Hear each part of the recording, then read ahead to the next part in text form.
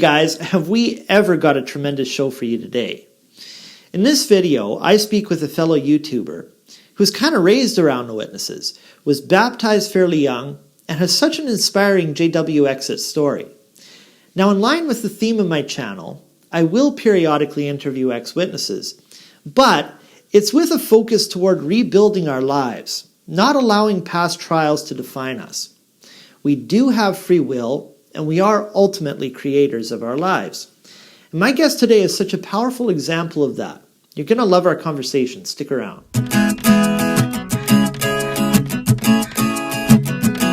Hey good people, I'm Derek London. Thanks for checking out my channel. Around here we talk about everything law of attraction. We discuss a lot about the psychological, scientific, and rational basis for subscribing to this philosophy of mine. And in fact, if your reality could stand some change for the better, you have only to start there, with your mind. Hit that subscribe button and settle in, because your life will never be the same.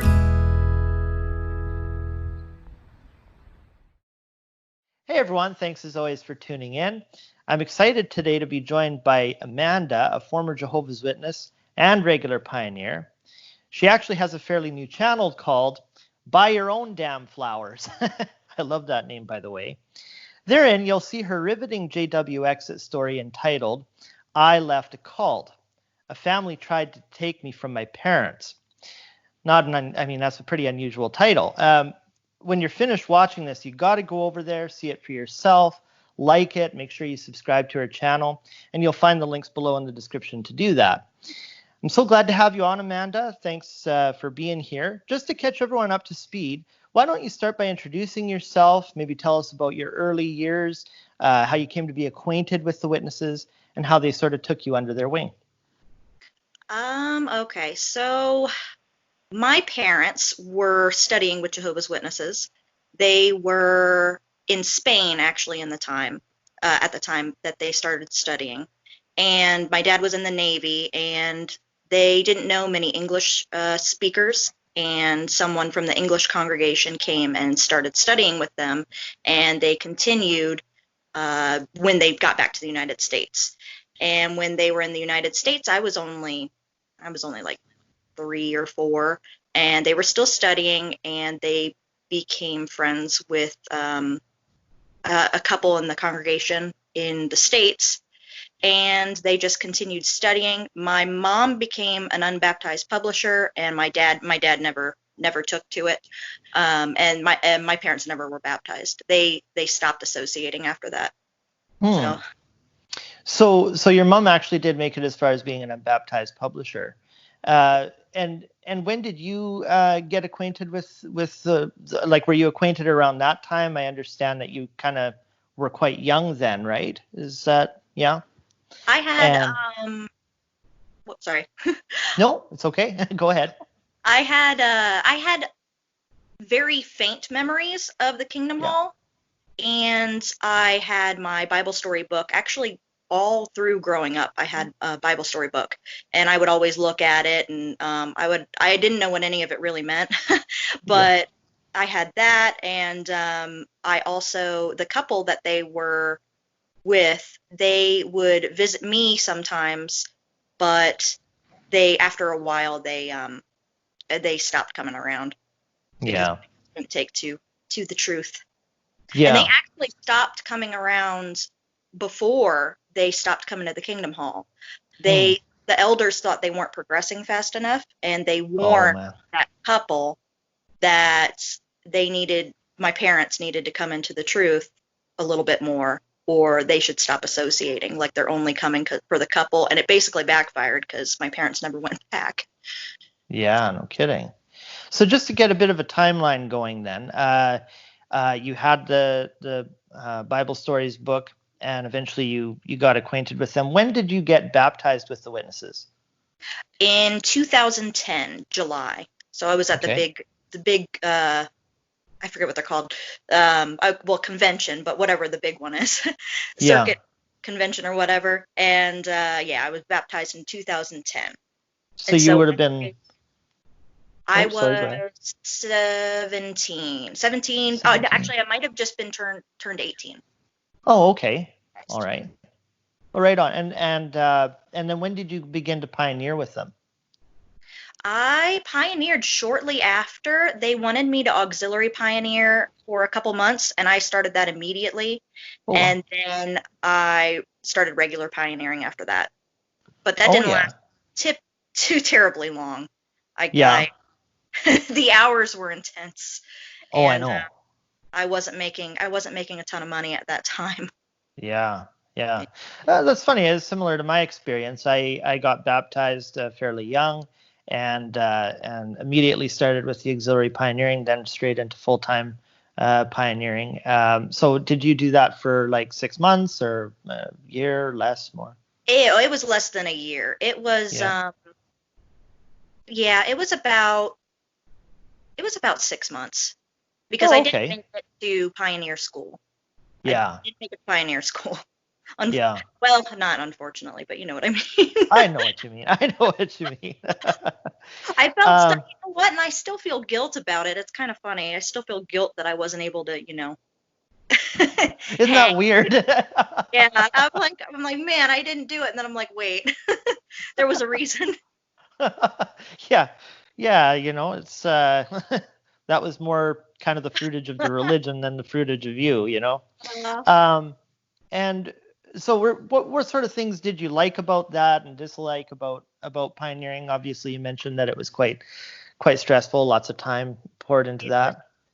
yeah, it was very stressful. I would see a lot of because I was very straight-laced about things to the point where I was aggravating, I'm sure, to to all my family and former friends. But I would see number smudging and how it was kind of a little bit dishonest. We would count our time not doing anything, and we would just be like, "Oh, we went out for 8 hours," and it would not like I don't know, maybe half of that was actually Yeah. doing something witnessing. So especially when I joined, I was in sign language congregation for just a short time, and that No way. also just that was, and I understand because the deaf community is a little bit different, but we would basically just go into the malls and just sign, and that would be counting our time. And I don't know, I didn't like it, especially as a pioneer. Yeah. I had to get those hours, and I felt like I had to smudge things, so I didn't Yeah. like that. I did like the camaraderie of the other pioneers because all the young people in my congregation, it was very, you need to become a pioneer, you need to go to Bethel, you need to like there was no physically in, mentally out uh Mm. kids in there. Everybody was straight laced and doing doing the witness thing. So I like the camaraderie of it.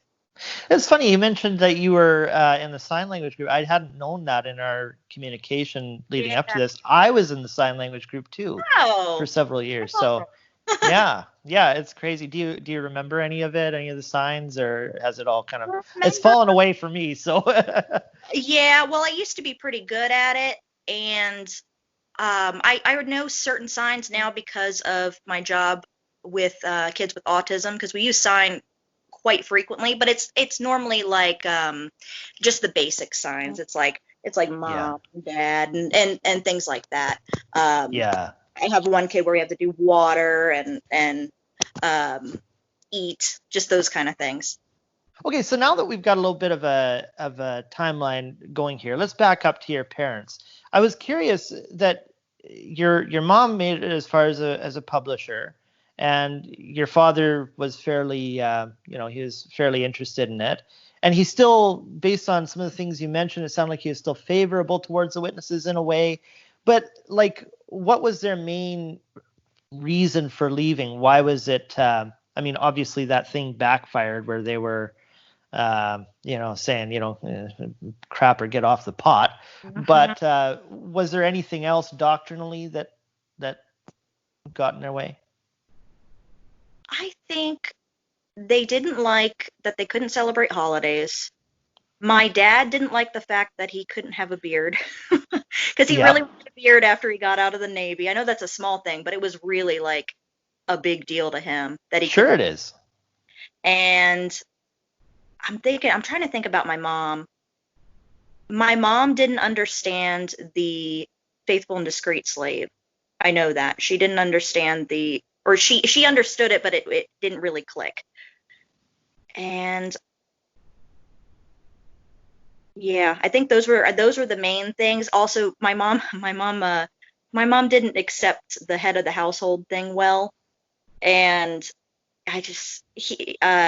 they would try and get my dad to say something, like to make a decision, and she would just like contradict it, because she was basically, I guess, the head of the household. Because my dad's he's more of a passive guy, but I mean, it's not a bad thing now, but to them it's a bad thing. Like, he needs to be the head of the household, make the decisions and all that. So that was another thing. Mm-hmm.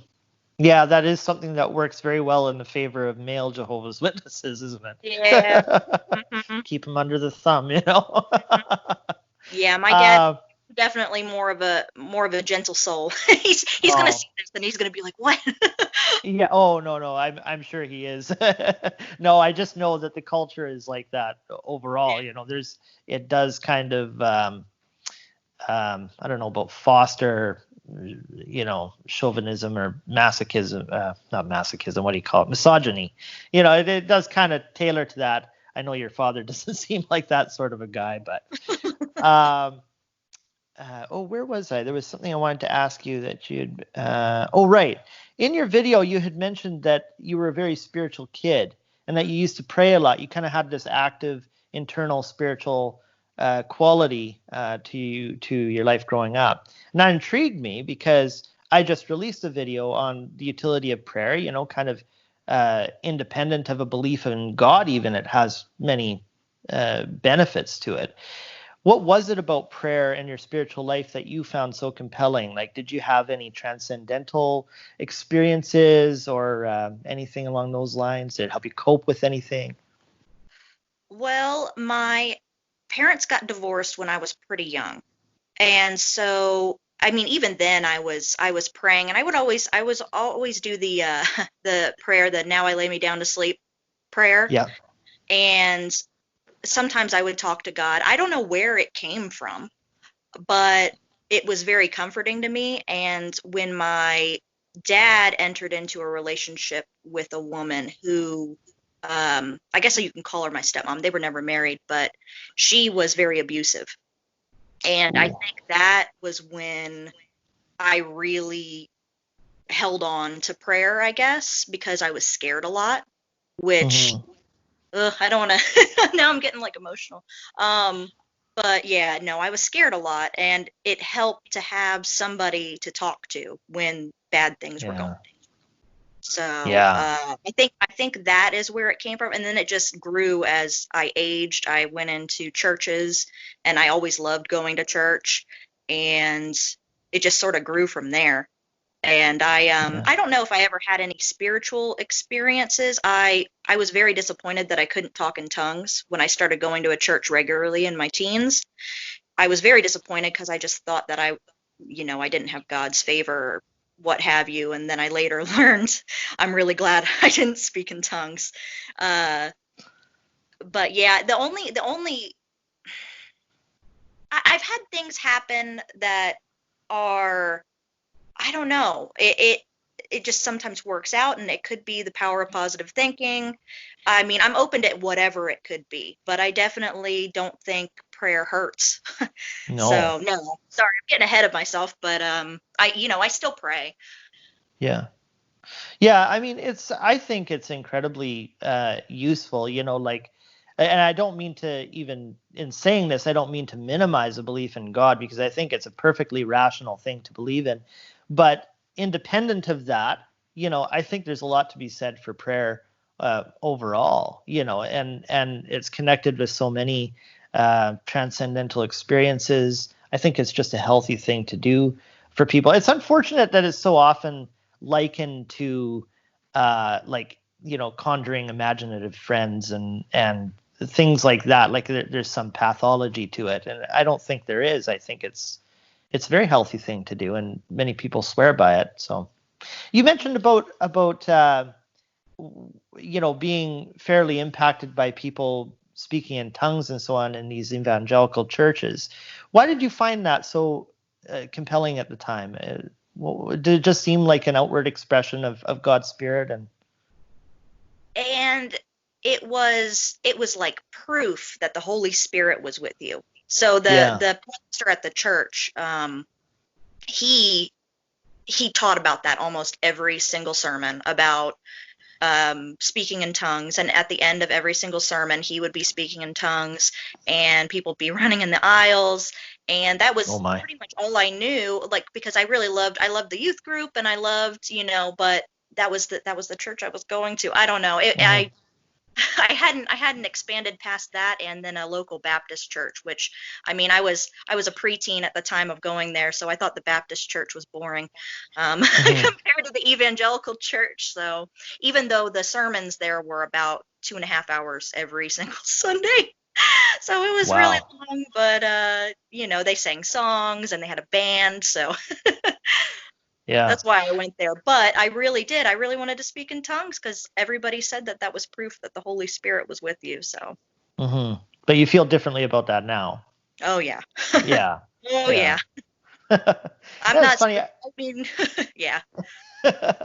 I've been to a couple of churches since leaving the Witnesses, and I mean, as people know, like I am technically something of an atheist. It's which is weird for an atheist to end up in a church, but anyway, I do find religious phenomenology very fascinating, and I've only been to like the Anglican services, been to a couple of Catholic services, but I've been curious about your experience with the evangelicals because I've never seen that. How does that compare to the Witnesses' way of worship?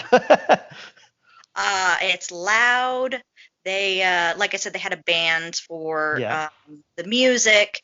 They did a lot of hand raising. yeah. Speaking in tongues, you would come up to the pastor and you would get down on your knees, and he would place his hand on your head. And as far as teachings, I mean, they had basically the Jesus died on the cross, and you go to heaven, and basically typical Christian, I guess, beliefs. Uh, Hmm. they definitely don't believe in paradise. They definitely believe in hell, and they definitely are more.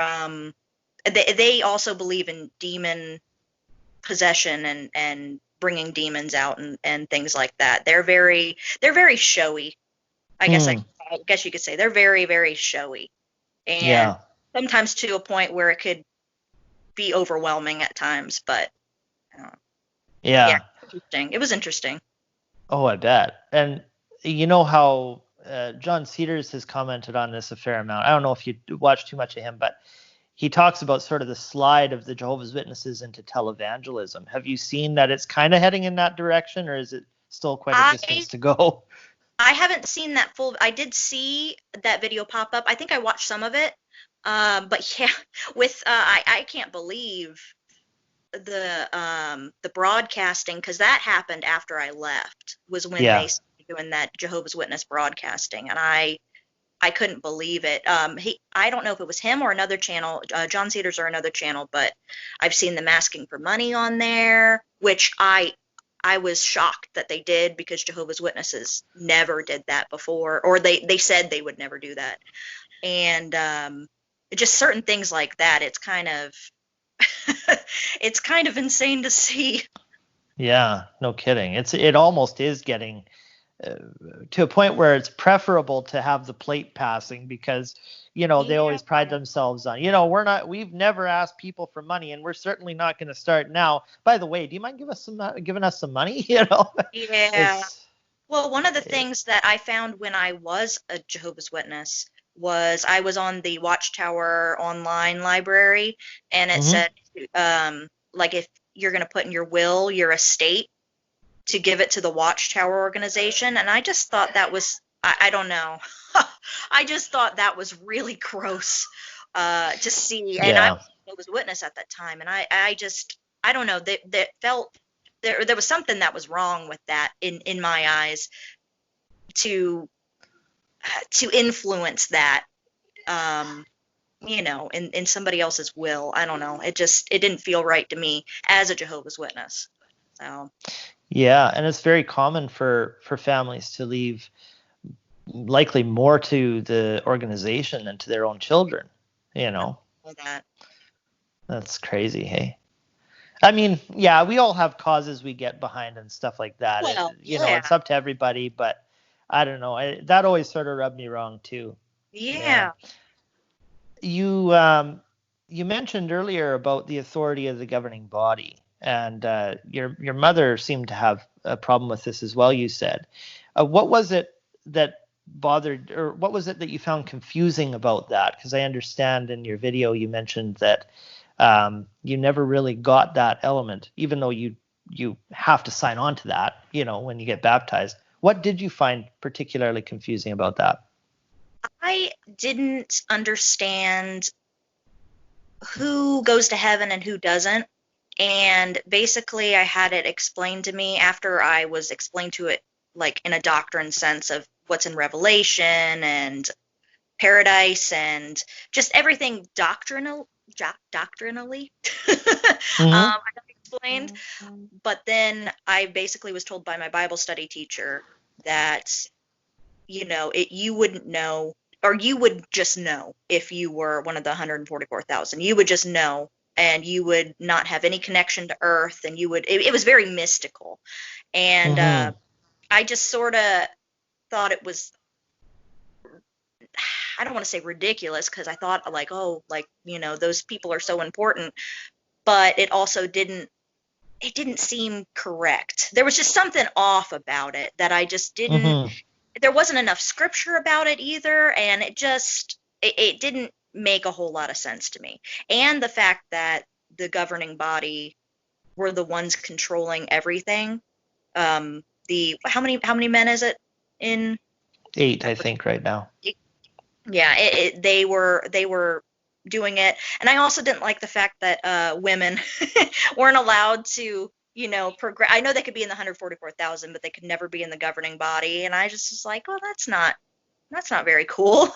So also headship issue too. I like mother, like daughter. I had an issue with that too. Well, it's a worthy thing to take issue with. They can make apologetics for it all they want, but the fact is it's kind of sexist, and that's all there is to it. It's well, I mean, that's a whole other discussion, and I know there are Christians who watch this. I don't necessarily have a problem with, there being kind of an official leadership of any kind, but certainly to this extent where women, basically, you're not allowed to speak unless your words are given to you. That's really the sense you're left with as a practicing witness. So yeah, I see your point on that big time. Trust me. As I was watching your video, I also noticed that you said predominantly 2 things. First was how you kind of choked on those words, the truth. We all know, if any of you watching have been a witness, like, this is habitual. You call it the truth, and it's almost like if you don't call it the truth, your faith is in real crisis. So that was the first thing, is that you really choked on that. And then in the second thing that I noticed, you say you find it so liberating to finally call the group a cult, calling it for what it is. Can you talk a little bit about that? How much do you think affirmation such as that affects one's psyche? It affected me more than I even realized. It was a combination of a lot of things. Like I said in the beginning, I had an abusive situation when I was a child. And then I had sort of abusive relationships as far as friends are concerned. And then I joined this thing that just constantly made me feel guilty. And so I had that in the back of my mind. And I also thought that this is the only way I'm going to live forever. This is the only thing that is the truth. And then it progressed into my adult life where I still actually was scared that I was just making the wrong decision. And then, of course, I got involved with somebody. This is like a whole bunch of subjects, but it all wraps into one. And then I got involved with somebody who was abusive. So I realized throughout my life, it's sort of been this procession of abusive relationships, and I didn't realize it. But when I finally started to watch like John Cedars and things like that, and I got the courage to do it because I was afraid I was going to just die and not be existent forever if I even watch something like that, that I realized, oh my gosh, this is a cult, and I actually have power to say that. And it took me probably about 3 days the video was edited and everything, and I was like, oh my gosh, I'm going to do it. I'm going to call it for what it is, and I know it's this, but what if I'm making a massive mistake? And still in the back of my mind, like I said earlier, there's still like a guilt factor that I have to filter through, but it's getting better. And I feel like for me personally, it's going through these different things that is the most liberating. And Jehovah's Witnesses I've heard a lot of people say this, it was an abusive relationship, just like an abusive relationship. So I still slip up sometimes, and I say when I was in the truth, and then I just get very grossed out by it. But it's ingrained in my head, and I'm actively working on getting it out. That's I think you're one of the rare ones, because I found that myself, that because I've been tuned into like this law of attraction stuff, and it talks a lot about affirmation and how important that is in how it influences your thoughts. And yeah, calling it the truth, it does do something to you. And I remember once I woke up, so to speak, I really attempted to get that out of my vernacular. And it still, as you say, it still comes out because it was so habitual. But I often hear people who've left the Witnesses, and they still refer to it as the truth quite often.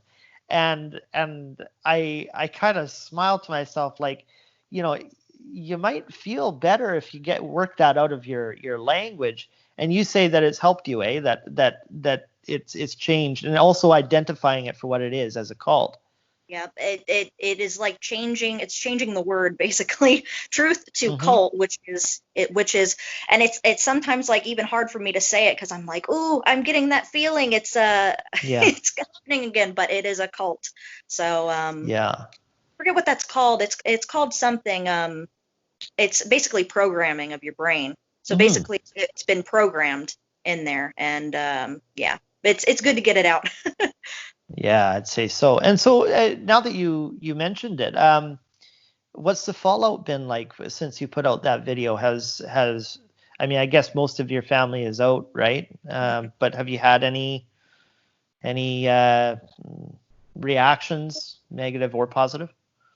The thing was, when I was in the relationship that I was in, I was very depressed, and I thought, I was so happy in the Jehovah's Witnesses, which I wasn't, but I was happier then than I was in the adult relationship, I guess. I don't know. It's not true, but so I went back, and they had actually just reproved me got when I got pregnant, which is like extremely rare. That they had just only reproved me. So when I went back and I was like, oh, I want to come back, they were like, okay, well, you've been away and you're living with somebody. We're going to have to disfellowship you now. So I was already then disfellowshipped. So I didn't have any contact with anybody by then anyway. Before then, they were contacting me. For a while, they were coming to my work. So it was not very much of a fallout. I haven't gotten any messages or anything about the video. I don't know if any of them have seen it or anything. It's mostly been positive, which actually encouraged me to be okay, because I almost took the video down because I was scared. I Oh, was like, really? after I posted it, I almost took it down. But no, I haven't had any witnesses come after me. But it's mostly actually been positive, of people being like, "Thank you for telling your story," and it was very encouraging, and encouraging seeing everybody else's stories too. Hmm. I think this is more popular on YouTube, the kind of storytelling of people's experience and interviews. Even I've noticed that people really tune into that, Yeah. um, because when you leave, at least for me, I wanted to confirm to myself that I was, doing the right thing. Um, but I think that the power of story has a great impact on people. So yeah, I'm glad that you kept it up, because we need this portfolio, of And I all am of the sorry I'm all over the victims. place. If No, I'm no, you're all over doing the place. great. All right. No, no, it's great. You have nothing to be sorry about. I thought that you presented it well, and it was a good story, and yeah, I'm glad you did it. Um, Speaking on that, uh, you were very grateful to the brothers and sisters you mentioned for helping you like get on your feet and so on. They taught you life skills, how to drive, and you were rooming it with one of the sisters, I understand. But per the title of your video, you also felt they crossed a line, right? And you said that uh, family tried to take you from your parents. So this is kind of common among younger folks who don't have believing parents, and they're sort of taken under their wing, and it's great. They learn some independence, they get a vehicle and stuff. But do you think it's fair to stare these gift horses in the mouth? Is the hidden agenda much more evident to you now as an XJW? It is, and it was so strange. I'm not sure what they wanted on a personal level. It was a very odd situation to begin with, because sort of they were sort of hinting towards this when I was still like 15 or 16, of me moving in with them, and basically my parents were never going to go into the truth, and that I needed a new spiritual family. And they would always bring up the scripture about mothers and fathers. You'll gain mothers and fathers, and they were very they were overly giving, to a point that I just, looking back on it now, it is creepy. That's the only way I can say it.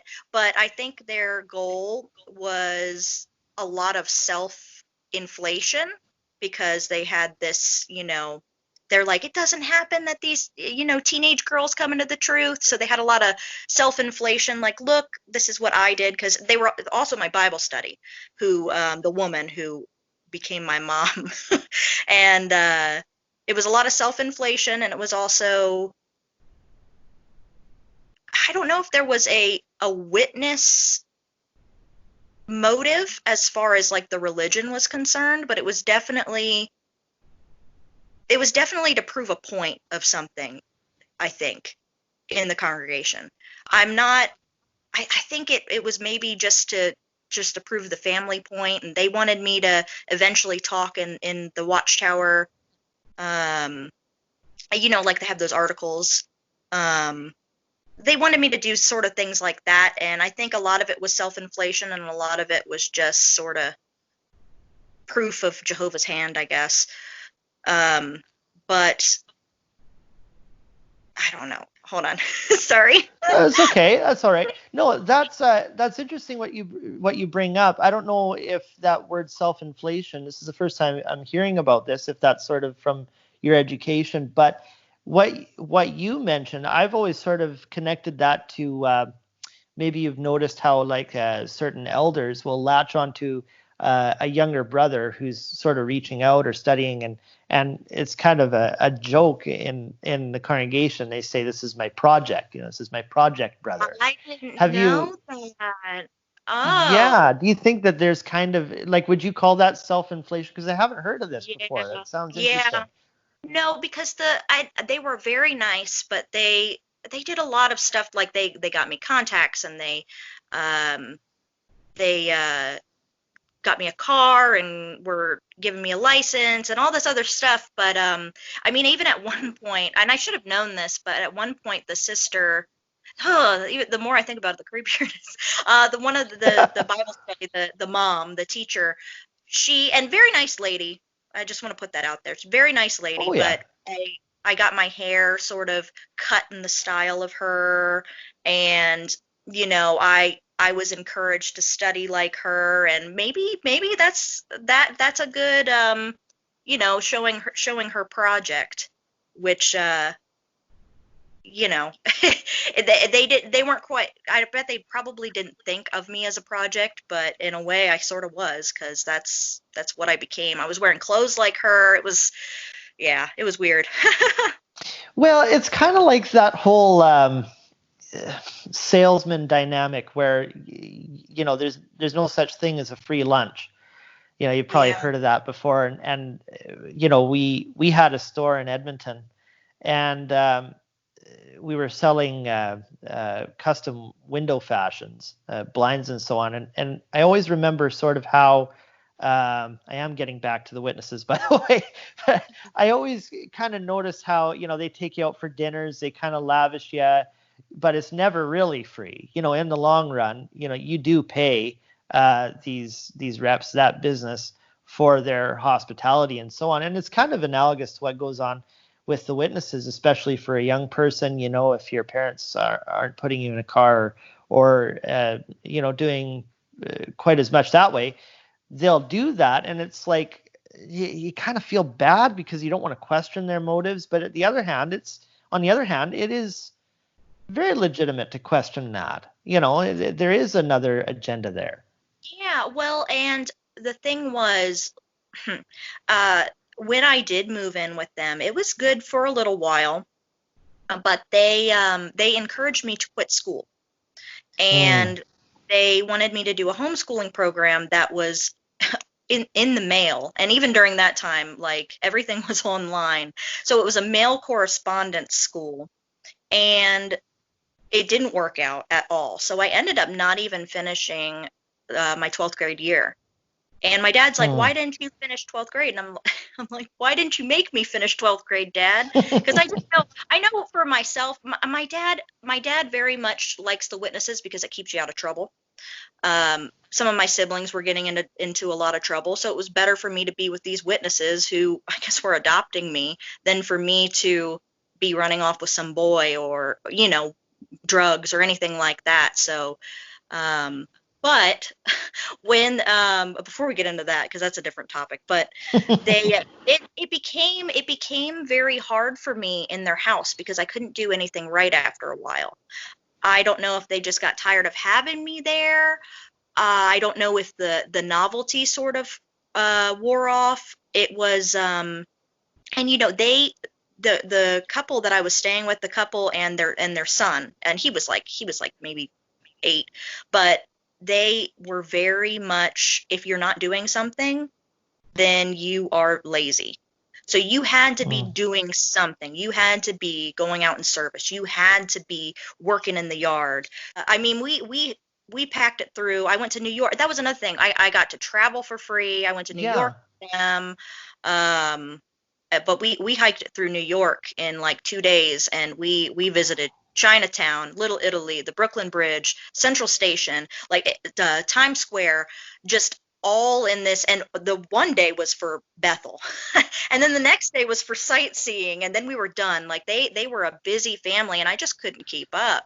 I was like, I just need a day where I can sleep in. You had to be up. You had to be up at 6:30, I think it was, or the dad was like pounding on the door, which for some families that's good, but I'm like, I need to rest. We had meetings constantly. By that point, I was trying to regular pioneer.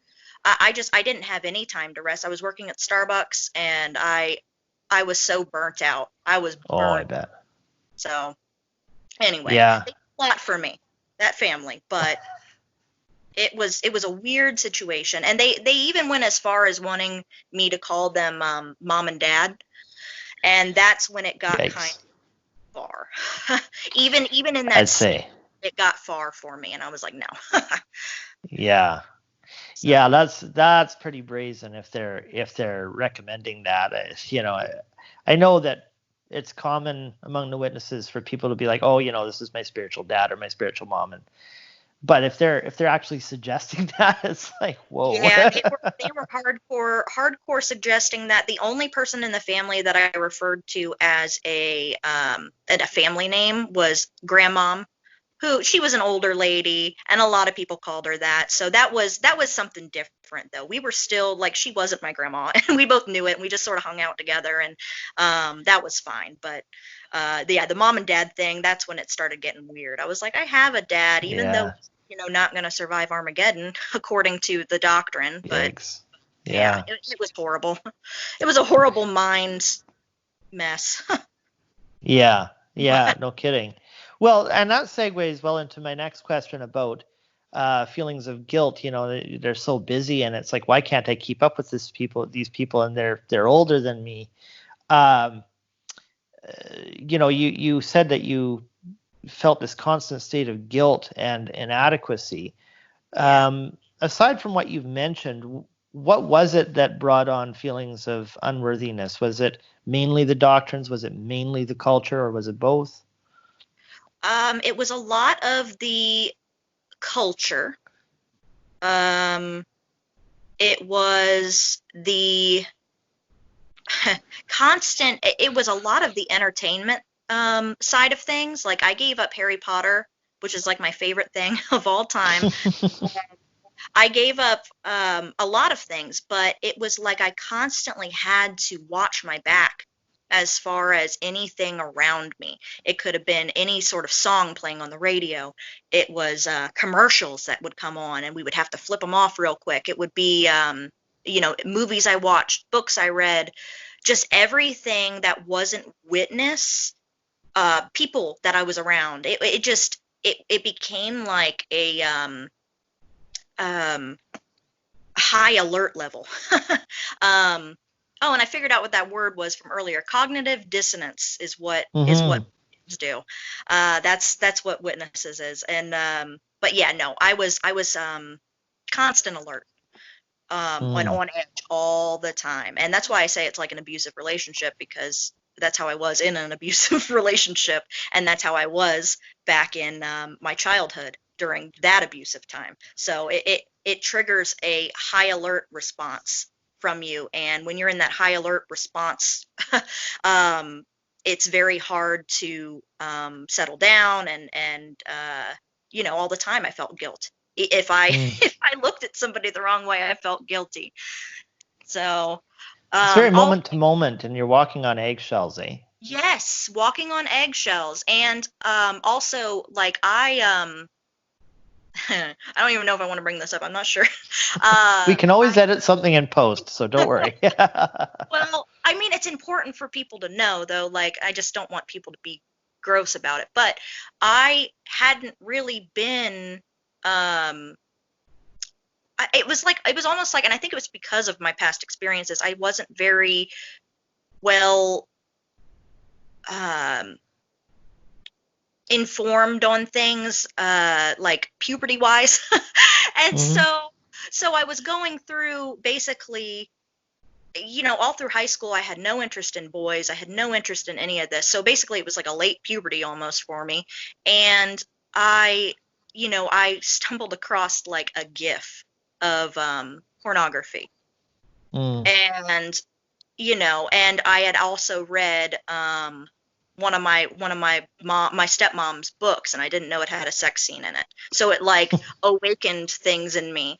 And because I had those things, I was like it was just such, even though it was so normal, it was such a guilt inside of me, that I would think about those things, or like I would feel a certain way, and it was very guilt inspiring. And because I didn't have a smartphone or anything. So uh all right. Yeah, that's understandable. That's very understandable. A lot of people can identify to what you're saying, so I'm glad you actually brought it up. Um, I've even commented on this in other videos that sexual shame, especially among religious communities where that purity doctrine is so strong. Psychologists have studied that, and it's definitely a thing, like it's, of course, the witnesses, from their perspective, it's anything sexual is just, it shouldn't be talked about, and it shouldn't even be thought about. Even normal sexual relationships that happen between, man and woman in a marriage, like tradition, I shouldn't say normal, just traditional sexual relationships, even that is completely kiboshed, and so sexual shame has really been commented on by the psychological community. Yeah, it's very unfortunate, and it actually, and I think you've mentioned this with reference to certain people we know, our friend Mr. Daro, it results in sexual repression, and it results in a different kind of sexual deviance. You know what I mean? And actually, I was glad you called that out in your video about him, and we're going to get to our friend in a moment. But speaking just on the matter of shame and guilt, has your guilt diminished since you left the witnesses, and how so? It took a while. It took a while for things to calm down, because, like I said, I was in hyper vigilance, like rated R movies. I was just feeling bad the entire time I was watching them. I did go on like a little bit of a spree to try and that's what witnesses always say is going to happen. Like, you're going to, and I guess you do to a degree. It just depends on how far you want to take it.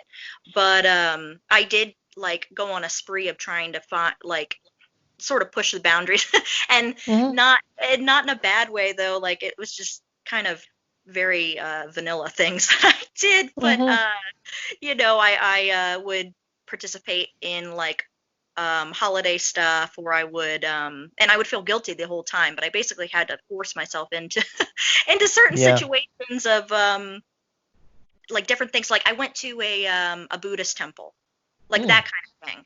I did things that I would never have done as a Jehovah's Witness, and it felt good to sort of do them over and over again, and I didn't feel as scared that lightning was going to strike me, or or I was going to just, they have a lot of stories like that in Jehovah's Witnesses where they do something bad, and then all of a sudden something terrible happens to them, which are horrible things, but it would always echo in my mind, and then I would like put up my Christmas tree, and I'd be like, oh, okay, I'm okay.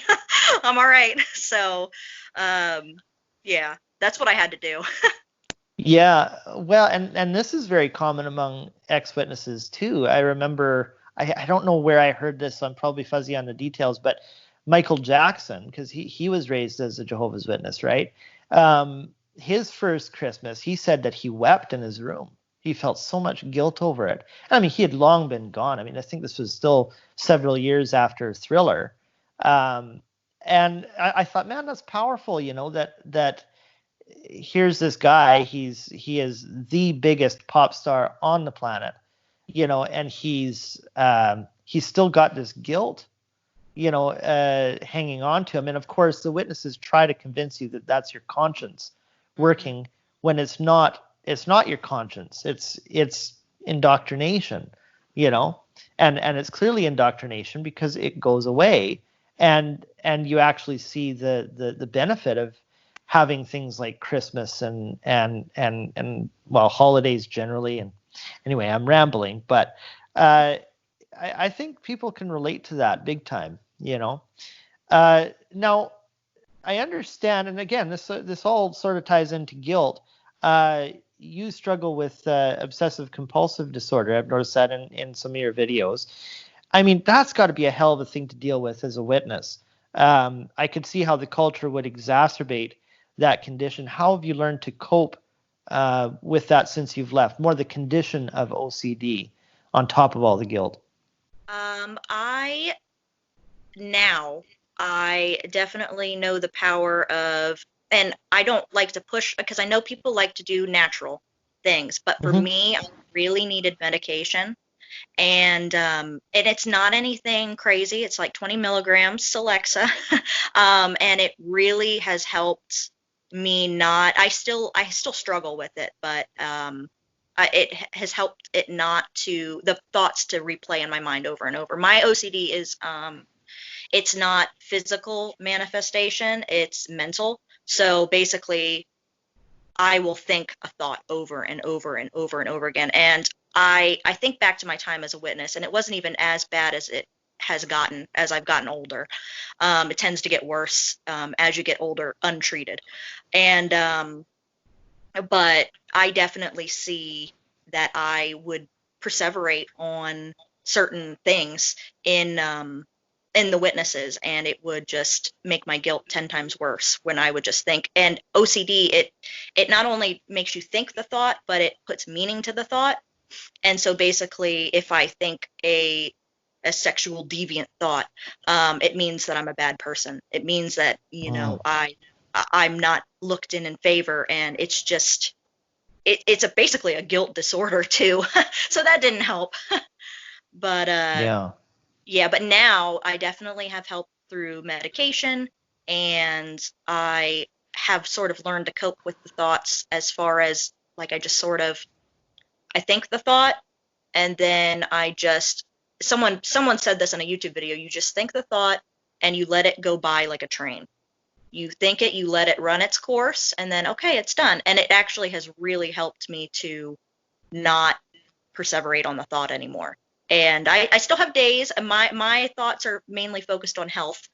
So it doesn't help that, you know, if I feel pain in my arm, I'm like, oh, I still feel that pain in my arm. It could be something bad, but it also could be something that's not severe. And I don't know, the train analogy really helps me to cope with all that. So, and if I ever feel guilt about Jehovah's Witnesses too, I do the same thing. That's how I cope with it. So there's kind of like a little bit of hypochondria built into that as well, hey? Like that, Yeah. what you mentioned with your arm.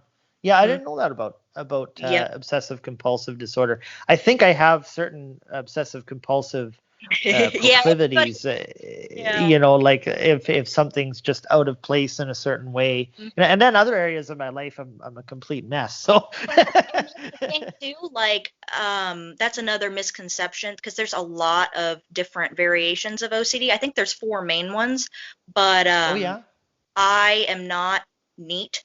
Like, when I say that I have OCD and people are like, oh, you're, you know, a neat freak, and it's not that. I err on the side of being a little bit too messy. And you do pretty good. You do have a kid, don't forget. Yeah, that's true. But yeah, no, it's definitely a daily battle. But once I talked to my doctor, and she figured out, like, okay, you know what, I don't think this is just anxiety. I think this is this, because I explained the symptoms to her. Mine is checking. Now that I'm thinking about the OCDs, there's an OCD that's checking. So I'll even, if I have any physical manifestations, it will be like I have to check if the oven's on, or if the door is locked. And as soon as I'm done checking the door, I have to turn around and check it again, and check it again, and check it again. And it's weird, and I know it's weird, and I know it's bizarre. But anyway, that doesn't happen very much with the medication. But before, it was bad. Well, yeah, I can imagine as a witness that would exacerbate that. But I'm glad that you've sort of found a way through this and everything. That's excellent. Do you still agree with some of the teachings of the witnesses, and which ones? I don't believe the earth was created for nothing. I'd like to believe that we live on a paradise, but I don't believe in the way that the witnesses say you get there. So I would like to believe, because it does make sense. Like, if you do believe in the Bible that the earth was created simply for nothing, I'd like to err on that, but I also know that I'm just sort of, I definitely would identify as Christian, but I believe in a lot of different things, or I'm open to so many different things that could be, that I don't like to limit myself to one thing. But That would probably be the biggest thing, is paradise, is what makes the most sense, I think. And then also I believe Jesus was a person. um, Other than that, I don't believe in the holidays thing. I'm trying to think of any specific witness. I don't believe we have to go door to door and preach things like that. But yeah, paradise would be the one that I at least have some sort of, I don't know, connection to, I guess. Yeah, and Definitely 144,000. oh, I'm sorry, what was that? Definitely don't believe in the 144,000. What? You don't? No. Yeah, it's what was I going to say on that point?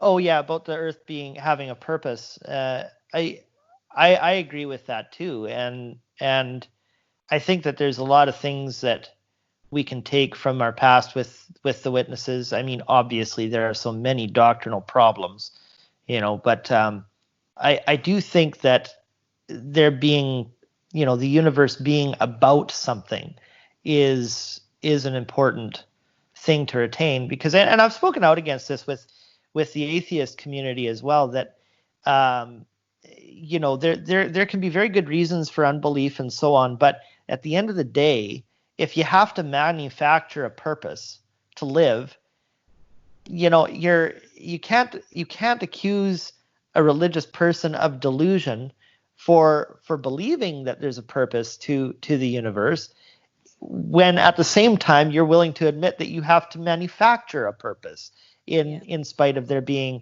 kind of no readily apparent one there. So I think that's another thing about religious intuition that I think is very sensible. Like there are truths that are, I'm starting to ramble again, but there are truths that are kind of like empirical, you can see them right away, and then other truths are kind of more nested in how you live your life, and things are just, it's better to believe in certain things because it's existential, it's how you carry out your life. I'm not making much sense right now, but No, but no, that didn't make sense. I do think that there is something to that, and it's worth holding Yeah. on to things like that from our past as witnesses. Um, so aside from the teachings, do you miss anything about being one of Jehovah's Witnesses? And it's okay to say no. I'm just curious. I do miss. I have, and I doubt they're gonna watch this, but I do believe that the family that I was with, they had their hearts in the right place. Uh, Yeah. I think things were executed very poorly, especially when I had a falling out with them. But I did want to just mention that because you said the whole thing about missing. But the one thing that I miss about being a witness is I had a friend named, and I'm going to just say Jessica, and she was my best friend, and she's the person I miss the most about Hmm. being a witness, is being able to see her. And I haven't actually heard about, I know she moved, and I'm not entirely sure where she's at now, but Hmm. she's the person I miss the most. Yeah. Well, you never know. Uh, You never know if your paths will cross in the future, right? yeah. But She that is was hard. Yeah, well, I mean, she was the person that, like, if it was 2 a.m. and I called her and said, "Hey, I need you to come pick me up," she would be at my doorstep within like 30 minutes. Like, she was That's pretty a cool. really good friend, and I tried to be that way with her, and we had some really great times together. So I really do miss her. She's Yeah. definitely miss most. Yeah. Have you retained any friendships from the witness past? Um, it's kind of odd because the girl that sort of introduced me back into witnesses in high school, she was also in high school.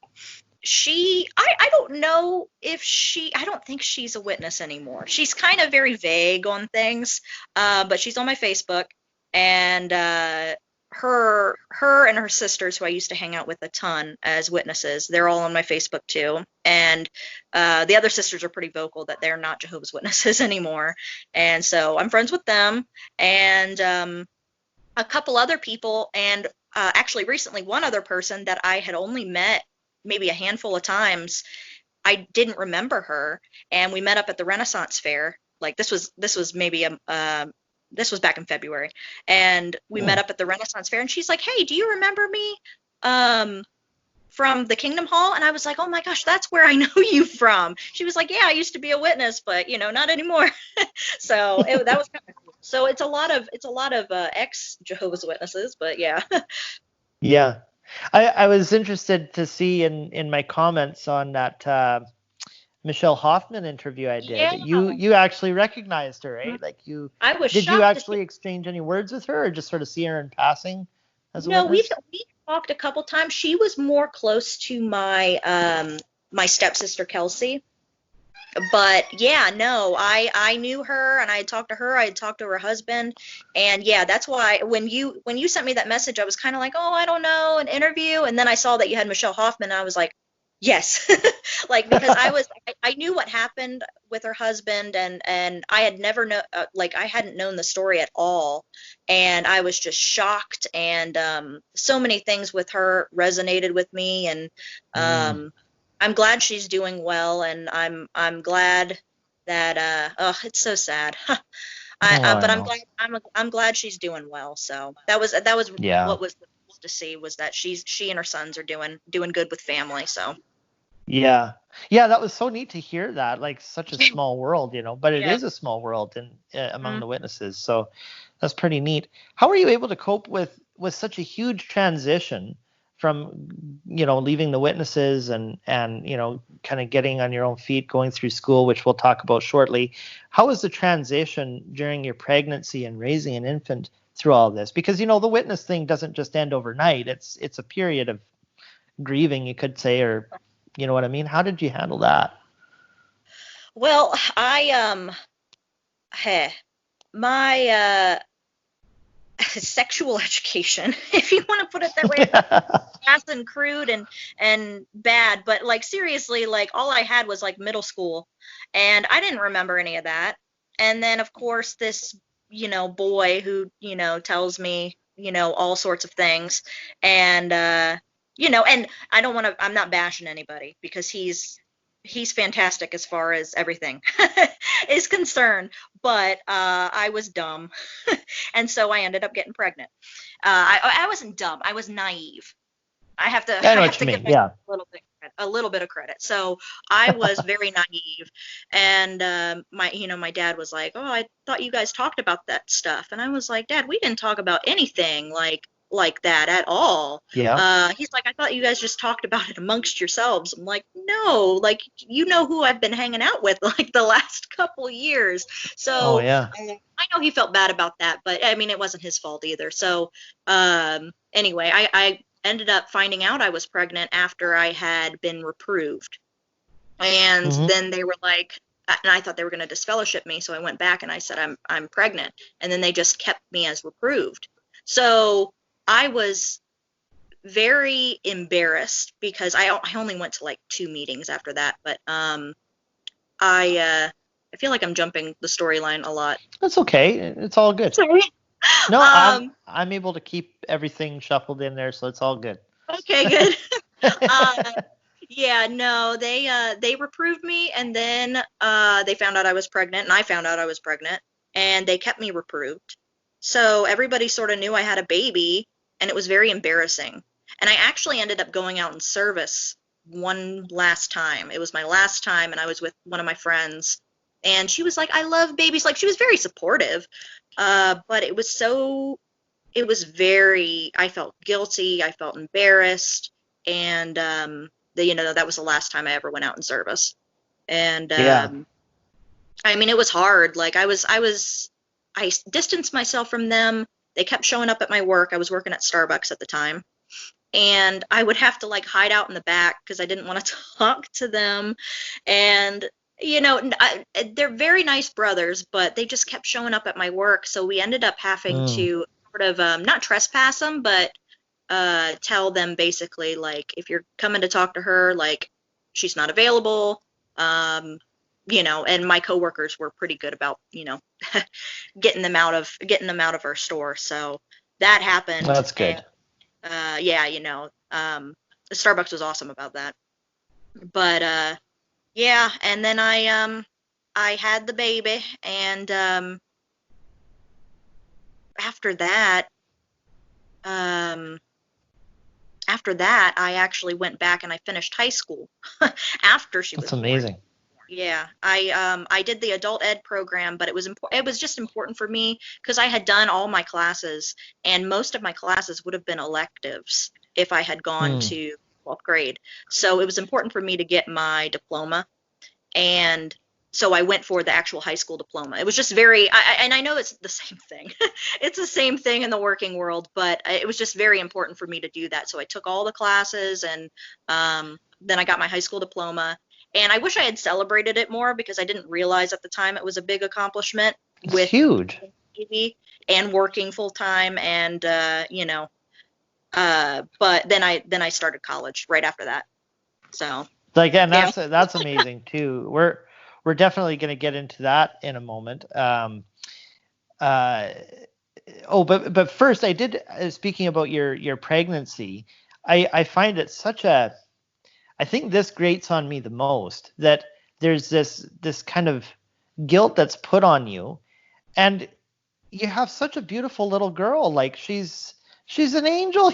There's nothing bad about this. Yeah. But it's like, how can you turn this into something negative? It's all positive. Yeah. Do you want to say a few things about your daughter? Was it Mia is her name, or was that the name of your cat? Oh, no, Amelia. I do call her Mia sometimes. Amelia. Though. Yeah. Amelia. Okay. Yeah, she's a good girl. She is she's 5 going on 6. Wow. Loves Super Mario. Yeah. Super sweet. She loves our cats. She was going into gymnastics before the world Stopped. She's a good girl. She's very friendly. She's very sweet. She goes to a specialty school because and I didn't know this until she started kindergarten, and it's kind of typical, but she does have autism. It's high functioning autism, and she has a little bit of behavior issues at school, but she's doing so good. Like, she's making so much progress. And even during this shutdown, the school that she attends is doing telehealth. So she's still getting services, even though we haven't been in actual school. And, that's great. and she's doing so good. She's doing so good with it. She's made a lot of progress, and it's amazing. And I don't know, she's the best. I love her. Yeah. Well, you should make her your channel mascot, because that'll get the views. Trust me. You know what? Like, I know how much money those people make that put their kids online, but I don't know. I get nervous. Oh, I totally understand. Nervous. I totally understand. I thought about making my my cat the channel mascot, though, because the cat gets a lot of attention too. I'm glad you brought it up, because this is strictly for me. I'm a cat lady. So tell us about your cats. What, you got 2 cats, is it, or just the one? I have 3. Oh, you have 3 cats. Yeah, but this one likes to come around. This one's Zoe. Zoe? She is the one that anytime I start filming, she tries to get in the camera, I swear. And then she's Yeah, and then I have Luna May, and I have our newest cat is a name pending. Actually, we just keep calling him Kitten, but either nothing wrong with that. Yeah, so he's a little orange guy. He hasn't made an appearance on my channel yet. I thought about making a video about him, but yeah, we've got the 3 cats, and I don't know. Zoe likes food. Luna May likes pets, and the other one. So they're good. They're good. Well, I like seeing them around in your videos. I just love cats. Yeah, me too. Yeah, we better not get into cats because I'm such a cat lady, and then it'll get awkward, and then you won't want to do the rest of the interview, and it'll just be a mess. Something that absolutely floored me about your story was, and well, just what you mentioned a minute ago, it's amazing how you were able to not only finish high school, but go through college, all after knowing how the witnesses deprecate that. Tell me a little bit about how you were able to do that, all while raising a child, for heaven's sakes. Like, that's incredible. Well, and I'm still technically in school. Yeah.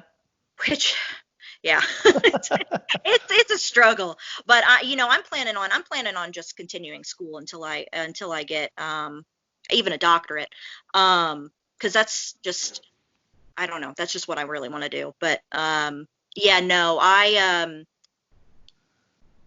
in my Kingdom Hall, they encouraged maybe 2 years of college, and that's it, like maximum. Yes. 2 years college, and most people were going to be dental assistants. And Yeah. that was like the thing. And or massage therapists, which there's nothing wrong with any of that. Oh, But sure. like it was like you can't go past that. And I always wanted to be a teacher, and I just was like, wow, I'm not going to be able to be a teacher. So I just sort of had to give up yet another thing. It was a lot of giving up everything that I really liked or loved, or everything like that. So yeah, and I started college, and I still sort of had it in my brain, like, maybe it'd just be a waste of time and a waste of money, but no, it's gonna be worth it. It's gonna be worth it in the long run. Absolutely. For what I'm going for. But yeah, it was a very weird culture of 2 years only maximum in college, and you got to make sure that most of your stuff is on your religion so you can preach. Like if you were in a world Yes. religions class, like that was a big issue. You could never visit somebody else's church. So that's why when I took religions, I visited a Buddhist church or a Buddhist temple. So yeah, no, it was an interesting experience, and it's still an ongoing interesting experience. But yeah. What are you studying at the moment? Psychology. So I'm going Oh, for wow. So I'm going for my master's in because I've been teetering back and forth with what I want to go for my master's for, but it's going to be in behavioral analysis. So Yep. it's basically teaching kids with autism different behaviors and how to cope in society, because sometimes they don't have the necessary coping skills to be able to function in a way that is appropriate for society. So it's not taking away individuality. It is teaching the behaviors, basically. So Yeah. it's a very awesome field, and I miss I would say. that I'm with on a regular. I'm missing them terribly. I haven't seen them since early March. So That's hard. mhm. Yeah. Well, we're going to get to that in a second, but just speaking a little more about sort of the culture of the witnesses, and let me get my thoughts straight here. Like the Jehovah's Witnesses are very skillful in their literature with the use of contrast, right? They had never put it so bluntly, but you're left with the impression that leaving this organization definitely results in drug abuse, squalor, and misery, and yet you're a single mother who's managed to get through high school and college, and you're keeping that going. You provide well for your daughter, and all through this shutdown at the same time. It's amazing how many things you're juggling there.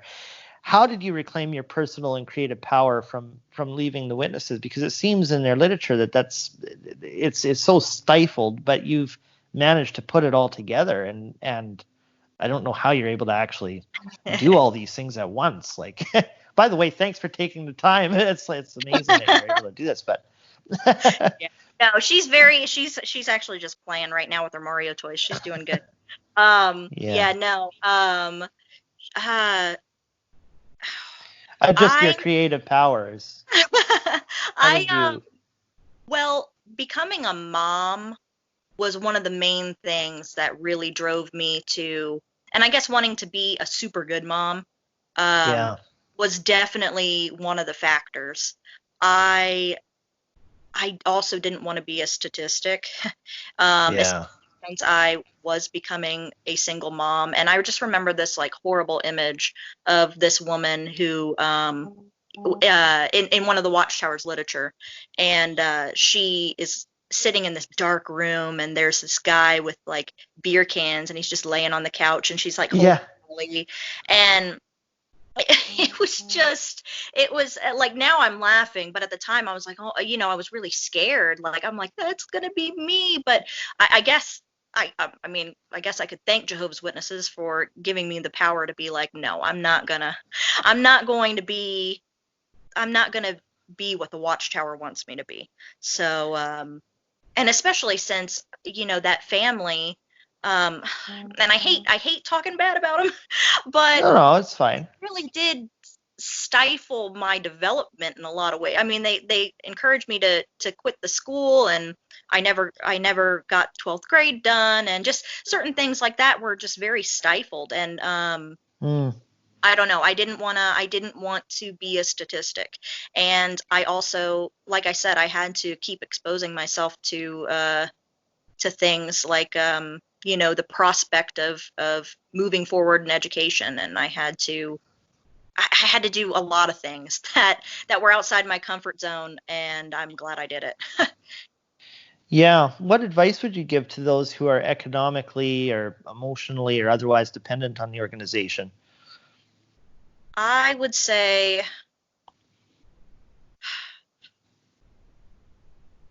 hmm, economically is hard because I had the privilege of having a home to fall back on. Um, Economically, I would say that if you can, to start a savings account and to just start saving money to get out of there. It's just, I'm telling you, it's just like an abusive relationship.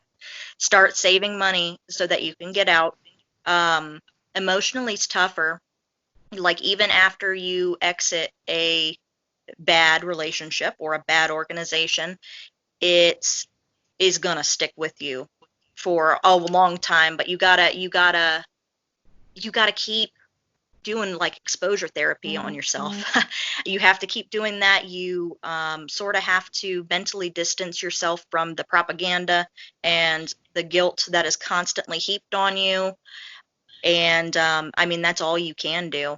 It and my heart, like I never, when I thought of disfellowshipping, I didn't think of how emotionally taxing and tolling that was on individuals with family, all their family and all their friends just being taken from them. Like I started hearing experiences on of people, and I don't know. It was very. There was one guy that I saw on YouTube, and I don't even know if I don't know if it was Mormon or Jehovah's Witness, but he was talking about Hmm. his exit story, and I think his name was, it was either the guy called Mentally Diseased that he calls himself, or Mr. Atheist. I'm not sure which one it was, but I watched their story, and he almost committed suicide from Oh, shut.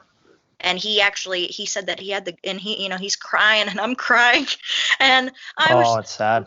and he had the gun to his head, and his mom called him at that moment. Oh, And I'm like, you know what? If something's going to make you believe in God, that's going to make you believe in God and make you believe that you had made the right decision. Like, and yeah, no kidding.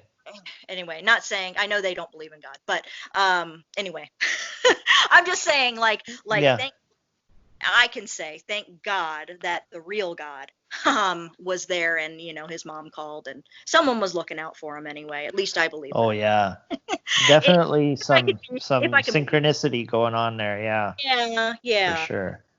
Yeah. I know Um, people are atheists, but yeah, that's just my thoughts. well, yeah, I mean, and I mean, I technically am in a way, like I always say I'm something of an atheist, but that sort of stuff is very compelling to me. I talk about synchronicity in my channel, where where things just happen at the right time, and it's not explainable through mathematical coincidence or things like that. There's more to it, going on than that. So, yeah, I don't know where I was going with that, but it's just thank goodness that nothing happened to him. And things do happen to people who've left the witnesses, and it's almost enough to make one become an anti-witness. I know a lot of people feel that way, and I think that the sentiment is perfectly understandable. But I noticed in your channel, you say that you don't identify as an anti-witness. You don't have any aggressive feelings towards them, and I was impressed by that. I feel similarly. Why aren't you an anti-witness personally? I feel like I would be an anti-witness if I had gone through the experiences of other people. If I had, like, on the very bad end, if I had an experience of being, the pedophilia that's going on, the molestation or anything like that, I definitely would be anti-witness. If I had the experience of being disfellowshipped and shunned by my entire family and friend group, if I had the blood transfusion issue, that's another issue I had issue with in Jehovah's Witnesses. Even though I signed the blood card, I hated signing that thing. If I had to make that choice with, like, my child, I mean, I know for a fact that I would have been anti-witness after that. Like, there's so many, because I never had that experience. I had a weird experience where someone wanted to be my mommy and daddy, but I didn't have a detrimental experience that is just horrible. Like some of the experiences that I've heard, and all the brothers in my Kingdom Hall, they I had a very a different Kingdom Hall, because I had been to other Kingdom Halls, and my Kingdom Hall was very much not not the norm. It was very, you walk the walk and you talk the talk. Like, they prided themselves on that, but other Kingdom Halls were not so, and I know a lot of people had bad experiences. So but they definitely sounded like the real deal.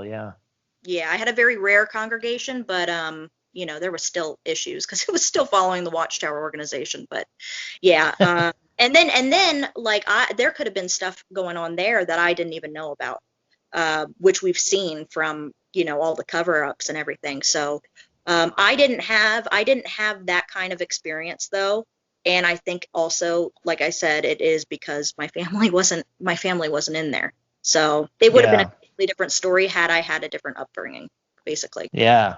Count your lucky stars on that one, I guess. Hey. Yeah. Well, let's talk a little bit about your YouTube channel for a moment. I know that you started up about 3 or 4 months ago, I think. Just explain that name, Buy Your Own Damn Flowers. I love that. What's that all about?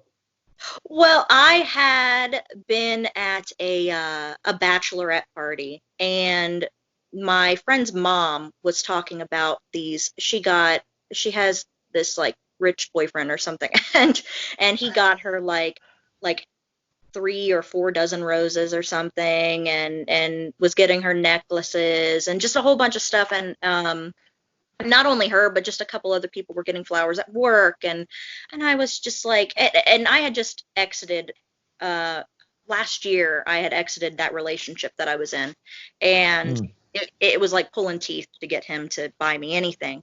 So I just was so sad, but then I don't know, it was sort of like a revelation. Like, why don't I just buy my own? Why don't I? Why am I sulking about somebody else not doing something for me? And that's basically where the name stemmed from, because it's not just about flowers. It's just like, why can't you just do your own, like, do bad all by yourself? Basically, like, you can do things for yourself. You don't have to be constantly dependent on others. And that's basically where the name came from, my sort of revelation to myself that I can do this. I can do it on my own, and I don't need to be reliant on anybody. So Yeah. that's where it came from. Well, I think I like the name even more now because it fits into your whole philosophy on your channel about make your own path, Yeah. and you don't need to be dependent on people, and you're certainly doing that in your own life. So that's incredible. I know you're still kind of finding your groove or your niche on the channel. What do you want your channel to ultimately become? Is it going to be kind of like personal development, that sort of idea with what you're talking about with Buy Your Own Damn Flowers, or is it going to be more with what you're doing with the kids there suffering from autism and so on? Well, I'm going to be doing more the first one, the first one that you said. Yeah. It's going to be more about my experience, because I do feel like, and we touched on certain like difficult topics, like abuse from childhood, abuse from relationships, and I do want to go into those things because I feel like a lot of YouTubers have helped me in telling their stories, and the Jehovah's Witnesses was also sort of a segue into that. And I don't know, I want to tell my stories. I want to do community projects. I did have some plans for community projects, but they sort of fell through with this this thing, and just giving back and helping the community, and that's sort of what I want to focus my channel on. So I want to do those sorts of things, tell my story, plus do some sort of things out in the community, and I don't know, help others by showing independence. And What kind of community things are you speaking about? Like soup kitchens, that sort of thing, or is it more like what related with health or? I did want to do well, that's why I talk about OCD so much on my channel, is because I do believe that's important. But I did want to go visit, like, one of my plans to do was to visit people who don't have people who visit them, like older people, which Oh is yeah. awful in this in this time period. But Oh, I know. the people that don't have people who visit them, I wanted to help Meals on Wheels, and I just wanted to sort of highlight what they do, because they don't have enough workers, and most of the workers are as old as the people who are getting the Meals on Wheels, certain things like that. And I wanted to highlight those things. I wanted to there's a large homeless population in the city that I live in, and I just wanted to sort of highlight that. I this a lot of negativity has come from this lockdown, but I definitely sort of see myself being more of a public figure as far as public issues, and in things in public health and stuff after this. But that's actually just a new thought that I've had since this lockdown. But those are the kind of things that I wanted to sort of highlight. And I had actually been starting to plan on getting in contact with some of the assistants for people at home, and but it the world ended, so. I know. Well, that sounds like amazing stuff, what you're talking about there, those community outreaches, and especially with your background in mental health and so on. I think that'd be a very powerful hub to have on the internet. So people, those who you are watching, definitely subscribe to her channel, as I think there'll be more stuff on that coming up. I know that you're a busy person, and I still have a couple of questions. I said that I was going to talk a little bit about you dealing with kids and being on the autism spectrum. Can you explain a little more about that? What up until this whole shutdown, what that looked like from day to day? Or is it like a full-time gig for you and so on? Yep. I actually had done a schedule change recently to focus a little bit more on school, just because it was becoming a little bit too much with my daughter, and having to do behavior things with her and stuff like that. So I had like 2 half days, but basically it's still full time. And Wow.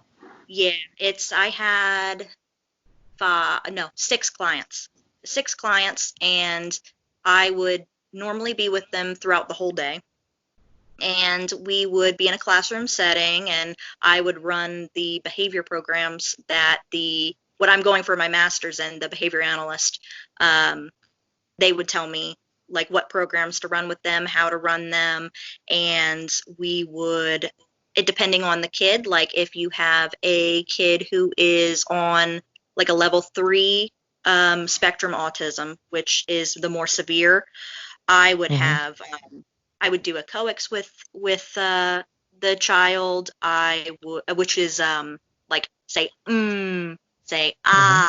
that kind of thing, or I do DTT, which is discrete trial training trials, and they you lay like 3 items on a desk, and you say, okay, give me spoon, and then they have to give you spoon.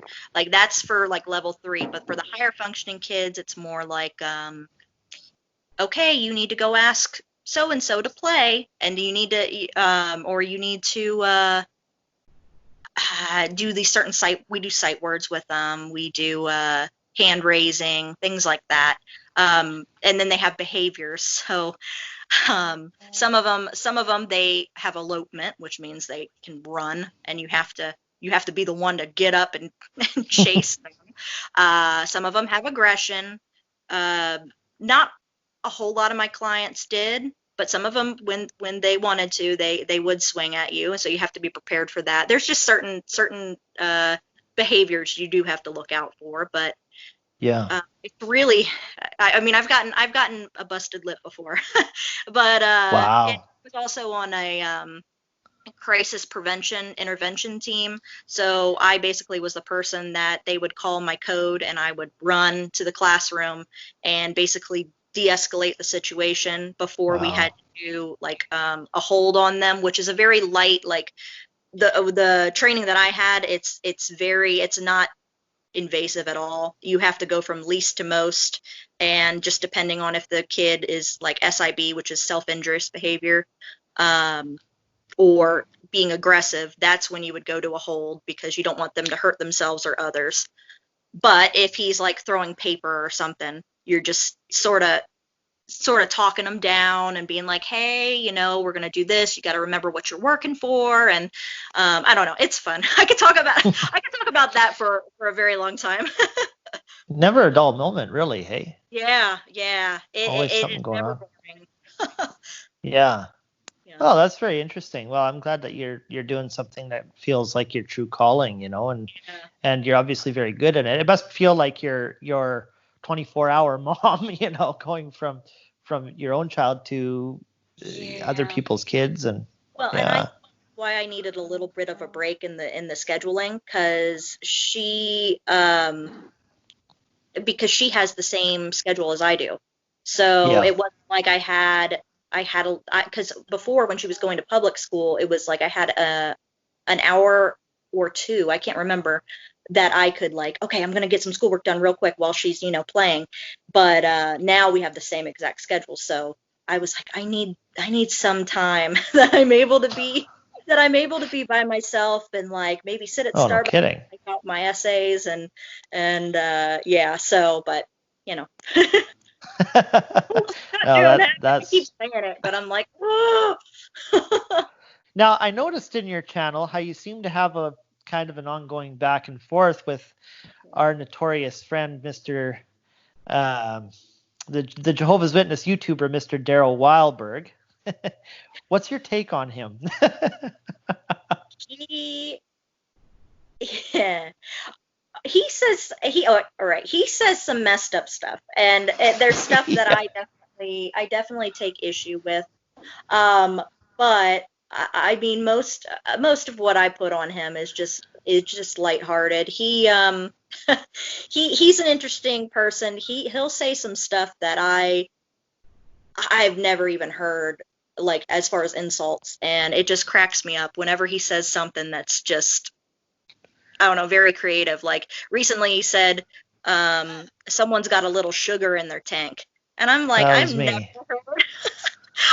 I've never heard anybody use that terminology, but just certain things that he says is just hilarious. And I don't watch all his videos or anything, but whenever I do tune in, I do enjoy it. I don't I don't like that he keeps on referencing my underwear, Yeah. but I don't know. He's just funny. He's gonna say what he wants to say, and that's Well, just all he's gonna do. oh yeah, you can be sure of it. Well, the thing is, after I did my video on him, inviting him to my channel, which he's not crazy about apparently, uh, I got several comments back after people had watched his I think he's up to his 5th response now on me. I've made one video and it generated 5 responses from him. But anyway, I got comments personally and from like within the comments saying, I hope Amanda doesn't take this stuff seriously that he says, because nobody looks at you in that way. Everybody who even listens to what he's saying is just a demonstration of his a kind of sexual deviance, what he's promoting, this sexual repression, like it's some kind of pathological thing, you know. The other thing is that picture isn't even your underwear, just in a thumbnail, just some It's like a randomly Google generated panty, like. Yeah, it's Anyway. literally a Google search, and I was just like, okay, no, I don't take anything he says seriously. I do think I shouldn't poke the bear. I disagree with you. I think you should. I do find it humorous. Like I said, there are some things that he says that I mean should be taken up probably with YouTube, but YouTube doesn't care because his channel's not big enough. If he hits 1,000 subscribers, though, I'm pretty sure YouTube would be involved. But as of right now, he's harmless. Oh yeah, he is perfectly harmless. Do you think this is his way of having fun? I mean, we're certainly having our fun, but do you think he gets a kick out of this? Yes. Well, and I was shocked that he admitted. I think he watches all the videos. I don't think he doesn't watch the apostate videos, and I was shocked when he said that he watched your video. I was just like, oh wow, he never admits that. So yeah, no, he does this for fun, and he thinks he's calling people out.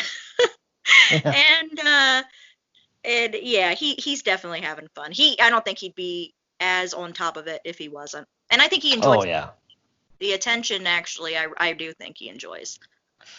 Well, I enjoy giving it to him. I hope he blows content up, man. gives me content, so. Oh yeah. Oh no, he's just a good time. A very important question. Just on, I noticed that he's got 4 suits that he changes out. So I think there's like the charcoal one, right, and then there's the blue one, and the light blue one, and then there's the white one. What's your favorite of the 4 suits? I think I like the white one. I was the same way. Yeah. It changes it up, so. Daro, go get yourself some more white suits. I think that you look better. Maybe this is just a little bit of the sugar in my tank speaking, you know, because that whole thing doesn't sound gay at all. But, you know, get yourself some more white suits, man. You look good in them, you know. And another thing I wanted to bring up about Daro is, I mean, we disagree on a lot of things. You know, he brought up just a number of things that I disagreed with, but none of them really stung quite as much as the disagreement we have about him getting a jingle on his channel, like I made in my video, and I just sort of mentioned it. What's that? No, just laughing. I kind of mentioned it in the video, just sort of offhand, that, you know, like, we're going to go to the jingle now. By the way, you got to get yourself a jingle. And it's like, it's only 35 seconds. I think it'd take his thing to the next level, you know. And it's like everything he said about me, I didn't even disagree with some of it. It was meant like, yeah, I know I'm an idiot and all of that, but you still need to get yourself a jingle, man. I know what I'm talking. Am I crazy? Do you think he needs a jingle on his channel? He definitely needs a jingle. He's very against editing. I don't like. I we know. had a whole back and forth about my demon face. And I was like, it's editing. It's so yeah, no, he's very against editing. So I don't know. I don't know what kind of song he'd use either for a jingle. Well, I was thinking like reworking that Kingdom melody, like dark days are here, Daro is here, something Well, like that. And I'm thinking about making him something and just putting it up on my account, saying I won't open any copyright claims against him. It's there if he wants to use it. But I don't know. We have a disagreement on that, and we got to work that out. Maybe something to get fixed in couples therapy. I don't know. yeah. By the way, for those of you watching, vote yes or no if Daro needs a jingle, because this is important stuff. Um, this is so stupid. Anyway, Daro, please never go away. What's that? That's great. Please, Daro, never go away. We hope that you actually become more popular than all of us put together, even Telltale Atheist and John Cedars. Don't give up, man. We want you around. And anyway, I guess that's all I have to say about Daro. And I think you're doing a great job on your channel. Is there anything else you want to say to anybody, to just people more on what you're saying about the Jehovah's Witnesses? Is there any other advice, any other comments that you'd like to make about that? Well, I would say during this pandemic, it's not Armageddon. It's not the Great Tribulation. I just feel like I needed to say that because I know that's being pushed right now. Yeah. There's a lot of fear in being a Jehovah's Witness, and I got to tell you, there's nothing to be scared of. You may be scared of, and that's what I sort of want my whole channel to be about. Not just like I said, helping people, but helping people just sort of find their own independence would be great. And I still haven't found my footing on it, but you can do it by yourself. You don't have to be scared of having to rely on either a religion or even, and like I said, I'm a Christian, but even God, like you have the capability and the ability to do things. And I think that, God gave everybody an ability to do things. And you have, I guess, at the risk of sounding dramatic, but you do have the power over your own life. So you don't have to be scared. So yeah. Well, I think that's a very good message that you're spreading on your channel. So yeah, I know that we're sitting at about an hour and 45, and I feel bad I'm taking up all of your time, but it's been really fun, and thank you so much for stopping in. And just keep up all the good work and happy adventures with your YouTube and all that. And yeah. Thank you so much. Oh no, thank you. And we'll see you when our paths cross again one of these days, okay? All righty. Thank you. All right. Take care, my friend. All right. Bye-bye. Hey guys, did you like this video? You know what to do. And if something I mentioned today resonated with you, click one of them cards on this screen. I have lots of related content sure to interest you. Thanks as always for your views, and we'll see you next time.